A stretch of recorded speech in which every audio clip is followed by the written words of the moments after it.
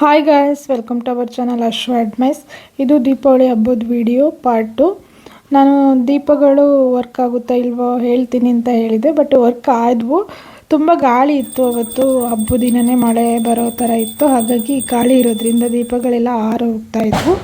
ನಾನು ಏನು ಮಾಡೋದು ಅಂತ ಯೋಚನೆ ಮಾಡಿ ಇದು ಹಳ್ಳೆಣ್ಣೆಯಲ್ಲಿ ಬತ್ತಿನ ನೆನೆಸ್ಬಿಟ್ಟು ಅದೇ ದೀಪದ ಮೇಲೇ ಮೇಣದ ಬತ್ತಿ ಹಾಕಿದ್ನಲ್ಲ, ಅದೇ ದೀಪದ ಮೇಲೇ ಹಾಕಿದೆ. ಆವಾಗ ಚೆನ್ನಾಗಿ ಉರಿತಾ ಇದ್ವು.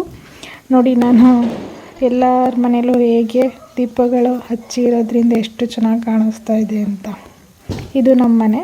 ಹಾಗೆ ನಮ್ಮ ಅಜ್ಜಿ ನಮ್ಮಮ್ಮ ಎಲ್ಲ ಕೂತ್ಕೊಂಡಿದ್ರು. ಹಾಗೆ ನಾವು ಹಬ್ಬದಲ್ಲಿ ರೆಡಿ ಆದಮೇಲೆ ಸುಮ್ಮನೆ ಇರೋದಕ್ಕಾಗುತ್ತಾ, ಫೋಟೋಸ್ ತೆಗೆಸ್ಕೊಳ್ಳೋಣ ಅಂತ ತೆಗೆಸ್ಕೊತಾ ಇದ್ದೆ. ಹೇಗೆ ಕಾಣಿಸ್ತಿದ್ದೀನಿ ನಾನು ಹಬ್ಬದ ಲುಕ್ಕಲ್ಲಿ? ಚೆನ್ನಾಗಿ ಕಾಣಿಸ್ತಾ ಇದ್ದೆ ಅಂದರೆ ಕಮೆಂಟ್ ಹಾಕೋದನ್ನು ಮರಿಬೇಡಿ. ಹಾಗೆ ರಂಗೋಲಿ ಹತ್ರನೂ ದೀಪಗಳನ್ನ ಇಡೋದಕ್ಕೆ ಅಂತ ಹೋದೆ, ಗಾಳಿಗೆ ನಿಲ್ತಾನೆ ಇರಲಿಲ್ಲ. ನೋಡಿ, ನಾನು ಹಾಕಿರೋ ರಂಗೋಲಿ ರಾತ್ರಿ ಟೈಮ್ ಈ ಥರ ಕಾಣಿಸ್ತಾ ಇತ್ತು. ಹಾಗೆ ನಾನು ನಮ್ಮ ಫ್ಯಾಮಿಲಿಯವ್ರ ಜೊತೆ ಎಲ್ಲ ಫೋಟೋಸ್ ತಗೋತಾ ಇದ್ದೆ. ಇದು ನಮ್ಮಣ್ಣ. ಹಾಗೆ ನಮ್ಮ ಅಪ್ಪಾಜಿ ಜೊತೆನೂ ಫೋಟೋಸ್ ತೆಗೆಸ್ಕೊಂಡೆ. ನಮ್ಮಪ್ಪ ಸುಮ್ಮನೆ ನಿಂತ್ಕೊಂಡಿದ್ರು. ನೋಡಿ ಎಷ್ಟು ಕ್ಯೂಟಾಗಿ ನಿಂತ್ಕೊಂಡಿದ್ದಾರೆ ಅಂತ. ಹಾಗೆ ಇವಳು ನಮ್ಮ ಮಾವನ ಮಗಳು ನಿಸರ್ಗ ಅಂತ, ಇವಳ ಜೊತೆನೂ ಸಹ ಫೋಟೋಸ್ ತಗೊಂಡೆ. ಹಾಗೆ ನಮ್ಮ ಅಜ್ಜಿ ಜೊತೆನೂ ಫೋಟೋಸ್ ತಗೊಂಡೆ.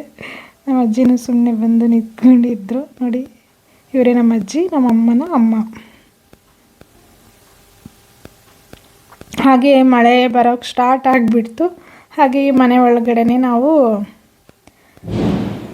ಸುರ್ಸುರು ಬತ್ತಿನ ಹಚ್ತಾ ಇದ್ವಿ, ನಾನು ನಮ್ಮ ಮನೆಯವರು. ಏಕೆಂದರೆ ಮಳೆ ಬರ್ತಾಯಿತ್ತು ಆಚೆ ಕಡೆ. ಹಾಗಾಗಿ ಆಚೆ ಕಡೆ ಸೆಲೆಬ್ರೇಷನ್ ಮಾಡೋಕ್ಕಾಗಲಿಲ್ಲ, ಒಳಗಡೆ ಮಾಡ್ತಾಯಿದ್ವಿ. ಆದಮೇಲೆ ಸ್ವಲ್ಪ ಹೊತ್ತು ಆದಮೇಲೆ ಮಳೆ ಕಡಿಮೆ ಆಯಿತು. ನೋಡಿ, ಅಂಗಳು ತುಂಬ ಎಲ್ಲ ನೀರು ಹರಿತಾ ಇತ್ತು. ಹಾಗೆ ಹೂ ಕುಂಡ್ಲ ಹಚ್ಚೋಣ ಅಂತ ಹೋದೆ. ಎಷ್ಟು ಚೆನ್ನಾಗಿ ಮೇಲೆ ಹೋಗ್ತಾ ಇತ್ತು. ಹಾಗೆ ನಾನು ನಮ್ಮ ಮನೆಯವ್ರ ಜೊತೆನೂ ಹಚ್ಚೋಕ್ಕೆ ಹೂ ಕುಂಡ್ಲ ಹಚ್ಚೋದಕ್ಕೆ ಅಂತ ಹೋದ್ವಿ. ನೋಡಿ, ಆ ಕಡೆ ಎಲ್ಲ ಮಳೆ ಬಂದು ಅಂಗಳ ಎಲ್ಲ ಪೂರ್ತಿ ನೆಂದೋಗಿತ್ತು. ಅದರಲ್ಲೂ ಚೆನ್ನಾಗಿಯೇ ಹತ್ಕೊಂಡು ಹೂ ಕುಂಡ್ಲಗಳು. ಹಾಗೆ ಇದು ಹಬ್ಬದ ಅಡುಗೆ ತುಂಬ ಸಿಂಪಲ್ಲಾಗಿಯೇ ಮಾಡಿದ್ವಿ.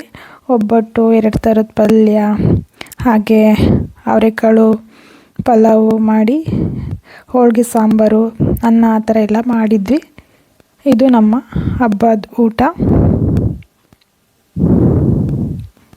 ಒಬ್ಬಟ್ಟು ಅಂದಮೇಲೆ ತುಪ್ಪ ಇಲ್ಲದೆ ತಿನ್ನೋದಕ್ಕೆ ಚೆನ್ನಾಗಿರಲ್ಲಲ್ವ. ಹಾಗಾಗಿ ತುಪ್ಪ ಹಾಕ್ಕೊಂಡು ನಾನು ಒಬ್ಬಟ್ಟನ್ನ ತಿಂದೆ. ತುಂಬಾ ಚೆನ್ನಾಗಿತ್ತು. ಹಾಗೆ ಮನೆಯವರೆಲ್ಲ ಕೂತ್ಕೊಂಡು ಊಟ ಮಾಡ್ತಾಯಿದ್ವಿ. ನಮ್ಮ ಅಜ್ಜಿ ನಮ್ಮ ಅಣ್ಣಂದು ಊಟ ಆಗಿತ್ತು. ಹಾಗಾಗಿ ಅವರು ಮೂವಿ ನೋಡ್ತಾ ಇದ್ದರು. ಹಾಗೆ ಸೆಕೆಂಡ್ ಡೇ ಇದು ನಮ್ಮ ಮನೆಯವರು ನಾಡಿದ್ದು ಊರಿಗೆ ಹೋಗೋದಿದೆಯಲ್ಲ ಅಂತ ಎಲ್ಲ ಪಟಾಕಿಗಳನ್ನೆಲ್ಲ ಹೊಡಿತಾಯಿದ್ರು. ನಾನು ದೂರದಲ್ಲಿ ನಿಂತ್ಕೊಂಡು ಶೂಟ್ ಮಾಡ್ತಾಯಿದ್ದೆ ಅವ್ರನ್ನ. ಯಾಕೆಂದರೆ ನನಗೆ ಪಟಾಕಿ ಅಂದರೆ ಭಯ. ಅವರು ಬಾ ನಿನಗೂ ಹಚ್ಚೋದಕ್ಕೆ ಹೇಳ್ಕೊಡ್ತೀನಿ ಅಂತ ಕರೆದ್ರು. ಬಟ್ ನಾನಂತರ ಹೋಗಲಿಲ್ಲಪ್ಪ.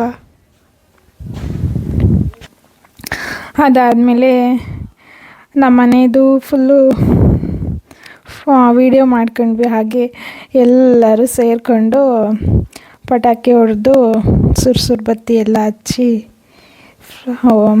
ಫ್ಲವರ್ ಕುಂಡ ಎಲ್ಲ ಹಚ್ಚಿ ಸೆಲೆಬ್ರೇಷನ್ ಮಾಡಿದ್ವಿ. ಈ ವಿಡಿಯೋದಲ್ಲಿದೆ ನೋಡಿ, ಎಲ್ಲರೂ ಸೆಲೆಬ್ರೇಷನ್ ಮಾಡಿರೋದು.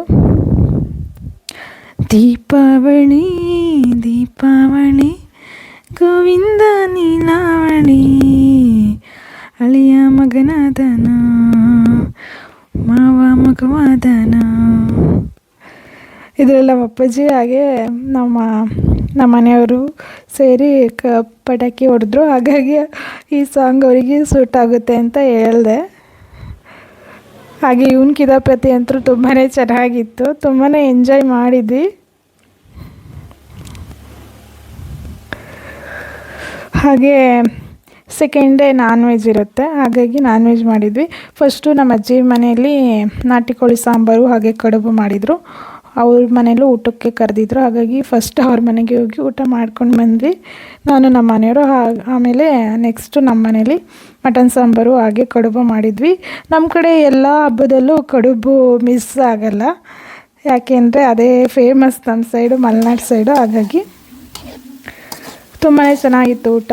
ಹಾಗೆ ಥರ್ಡ್ ಡೇ ಸ್ವೀಟ್ ಇರುತ್ತೆ. ಸ್ವೀಟಿಗೆ ನಾನು ಎಣ್ಮುಣ್ಕ ಮಾಡ್ತಾಯಿದ್ದೆ. ಇದಕ್ಕೆ ಗಾರ್ಗಿ ಅಂತಲೂ ಸಹ ಕರೀತಾರೆ. ತುಂಬಾ ಚೆನ್ನಾಗಿರುತ್ತೆ ಸ್ವೀಟ್ ಇದು. ನೀವು ಯಾರಾದರೂ ಈ ಥರ ಮಾಡ್ತೀರಾ ಎಣ್ಮುಣ್ಕ ಅಥವಾ ಗಾರ್ಗಿನ? ಮಾಡೋದಿದ್ದರೆ ನೀವು ಯಾವ ಥರ ಮಾಡ್ತೀರಾ ಅಂತ ಕಮೆಂಟಲ್ಲಿ ಹಾಕಿ ನೋಡೋಣ.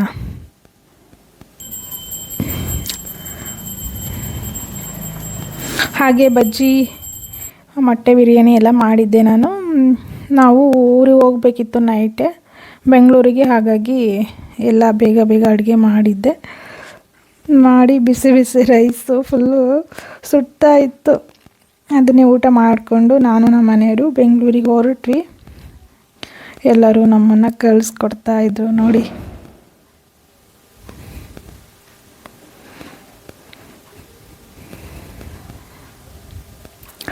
ನಾವು ಬಸ್ಸಲ್ಲಿ ಹೋಗಬೇಕಿತ್ತು, ಆದರೆ ನಮ್ಮ ಮಾಮ ಒಬ್ಬರು ಹಬ್ಬಕ್ಕೆ ಬಂದಿದ್ದರು, ಅವ್ರದ್ದು ಕಾರ್ ಇತ್ತು. ಹಾಗಾಗಿ ನಾನೇ ಶಿವಮೊಗ್ಗ ಬಿಡ್ತೀನಿ ಬನ್ನಿ, ನಾನು ಅಲ್ಲಿಗೆ ಹೋಗೋದು ಅಂತ ನಮ್ಮನ್ನು ಅವ್ರ ಜೊತೆನೇ ಕರ್ಕೊಂಡು ಹೋದರು.